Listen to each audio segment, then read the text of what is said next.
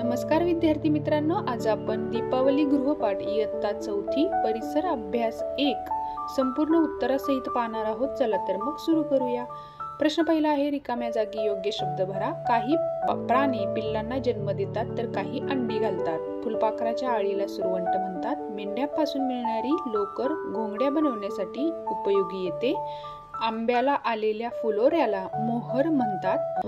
घेर कमी आणि खूप खोल असणाऱ्या विहिरीला आड म्हणतात। पुढची रिकामी जागा पाहूया। पाणी उकळल्याने त्यातील सूक्ष्मजीव मरतात व पाणी निर्धोक बनते। आपल्या देशाची राजधानी दिल्ली ही यमुना नदीच्या तीरावर आहे।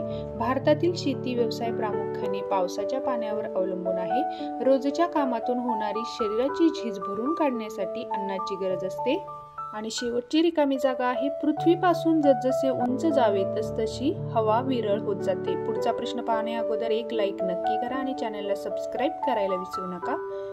पुढच्या प्रश्नामध्ये आपल्याला भाकरीचा प्रवास योग्य पद्धतीने मांडायचा आहे। त्याचं उत्तर तुम्हाला मी येथे दिलेलं आहे आणि सांगा पाहू मध्ये आहे, ता ना पी ही नी पाजा म्हणजे काय? इंद्रधनुष्याचे रंग।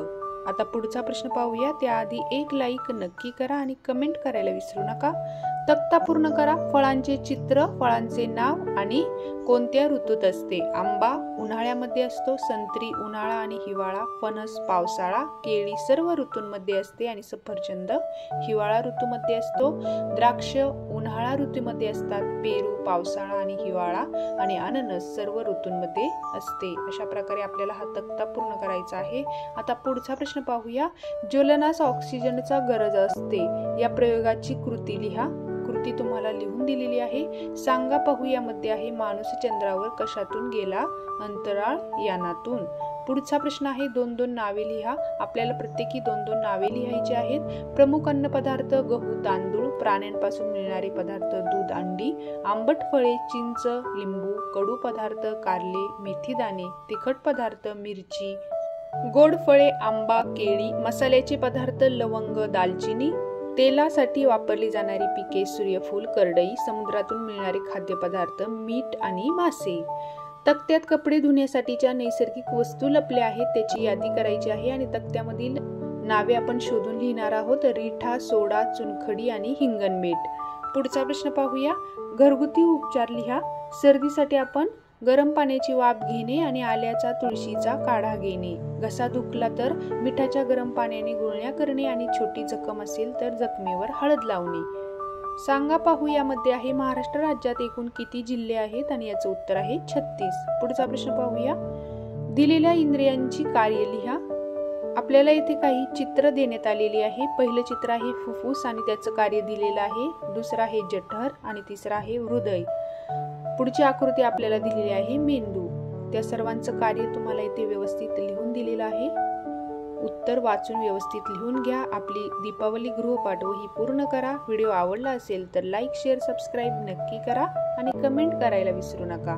पुढे आपल्याला पाण्यात बुडणाऱ्या वस्तू आणि पाण्यावर तरंगणाऱ्या वस्तू यांचं वर्गीकरण करायचं आहे। स्वतंत्र भारताच्या पहिल्या महिला राज्यपाल कोण होत्या? सरोजिनी नायडू। पुढचा प्रश्न आहे, योग्य शब्द ठेवून अयोग्य शब्द खोडा। यामध्ये फुलपाखरू अंड्यातून कोशातून बाहेर येते। अंड्यातून हा शब्द चुकीचा आहे, त्यावरती आपल्याला काट मारायची आहे। अशाच प्रकारे सर्व प्रश्नांची उत्तरे मी इथे तुम्हाला दिलेली आहे। पूर्ण वाक्यात उत्तरे लिहा। कोणत्या आजारासाठी गरम पाण्याचा वाफारा घेतात? तर सर्दी या आजारासाठी। बरगड्यांच्या पिंजऱ्यात असणारे महत्वाचे इंद्रिय कोणते? हृदय व फुफ्फुसे। जुन्या कपड्यांचा उपयोग कशासाठी होतो? गोधडी पायपुसणी शोभेच्या वस्तू इत्यादी उपयोगी वस्तू तयार करता येतात। तर कोणत्या वायूचे प्रमाण हवेत सर्वाधिक असते? हवेत नायट्रोजन वायूचे प्रमाण सर्वाधिक असते। आपल्याला मिळणाऱ्या अन्न पदार्थांची खालील प्रकारात यादी करा। समुद्रातून मीठ मासे, शेतातून आपल्याला भाजीपाला फळे ऊस मिळतो, जंगलातून आवळा जांभळे करवंद बोरे, प्राणी यापासून आपल्याला दूध अंडी मांस मिळते। गटात न बसणारा आपल्याला शब्द शोधायचा आहे। या सर्व प्रश्नांची उत्तरे ही मी येथे तुम्हाला व्यवस्थित लिहून दिलेली आहेत। व्हिडिओ शेवटपर्यंत नक्की पहा आणि एक लाईक करायला विसरू नका। तर काय होईल? आकाश सतत ढगांनी आच्छादले असेल तर पुरेसा सूर्यप्रकाश मिळणार नाही आणि पिकांची वाढ चांगली होणार नाही। अशाच पद्धतीने तर काय होईल या सर्व प्रश्नांची उत्तरे तुम्हाला मी येथे दिलेली आहेत, व्यवस्थित लिहून घ्या। आता पाहूया पुढचा प्रश्न। कोण कोठे राहतात? मधमाशा, पोळे, खार झाडावर, गाय, गोठा, मुंगी, वारूळ, पोपट, डोली, पिंजरा, उंदीर, बीळ, घोडा, तबेला, वानर झाडावर, विंचू दगडाखाली आणि घुबड झाडावर. अशा प्रकारे आपण कोण कोठे राहतात हे पाहिले. आता पुढचा प्रश्न पाहूया. उपयोग लिहा. या प्रश्नांची उत्तरेही तुम्हाला दिलेली आहेत. व्यवस्थित वाचून उत्तरे लिहून घ्या. आता आपण पुढचा प्रश्न पाहणार आहोत. त्याआधी एक लाईक नक्की करा. तुम्हाला इतर विषयाचे स्वाध्याय गृहपाठ हवे असतील तर तेही तुम्हाला पाहायला मिळतील. कमेंट करून नक्की विचारा. पुढचा प्रश्न आहे उत्तराचा योग्य पर्याय रंगवा. मकाने ही वनस्पती कोठे वाढते? गोड्या पाण्यात. फुलपाखराची तिसरी अवस्था कोणती? कोश. प्राण्यांच्या अंगावरील केस कोणत्या ऋतूत दाट होतात? हिवाळा. कोणता पदार्थ पाण्यात विरघळतो? तुरटीची पूड. नाशिक हे शहर कोणत्या नदीच्या तीरावर वसले आहे? गोदावरी. आणि सांगा पाहू मध्ये आहे वंदे मातरमचे जनक कोण? या प्रश्नाचं उत्तर आहे बंकिमचंद्र चटर्जी. अशा प्रकारे आपण परिसर अभ्यास संपूर्ण उत्तरे पाहिली. व्हिडिओ आवडला असेल तर लाईक, शेअर, सबस्क्राईब नक्की करा आणि कमेंट करायला विसरू नका. धन्यवाद.